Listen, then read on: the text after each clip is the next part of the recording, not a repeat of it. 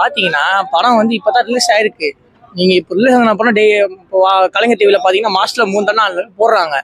So மக்கள் அங்கேயும் பார்ப்போம் இங்கேயும் பார்ப்பாங்கன்னா கிடையாது. இப்போ கில்லிலாம் பார்த்தீங்கன்னா வச்சுக்கோங்களேன், அதெல்லாம் கல்ட் கிளாசிக்கு, அதெல்லாம் எப்போ போட்டாலும் பார்க்கலாம். பட் இந்த படம் இப்போ தான் ரிலீஸ் ஆயிருக்கு. இந்த படம் வந்து இப்போ ரிலீஸ் பண்ணுற படமே கிடையாது. இப்போ ஒரு 6 வருஷம் 7 வருஷம் கழிச்சு நீங்கள் ரிலீஸ் பண்ணீங்கன்னா எல்லாரும் பார்க்கறதுக்கு வருவோம் கண்டிப்பாக. பட் இப்போ யாரும் வரமாட்டாங்க. வேற எந்த படம் ஏதாச்சும் வாலி வரலாறு போனால் நல்லா இருக்கும். ஏன்னா நாங்கள் அப்போ சின்ன பசங்க, வரலாறு படம் ரிலீஸ் ஆகும் போதெல்லாம் அப்போ படம் நல்லா இருக்கும்.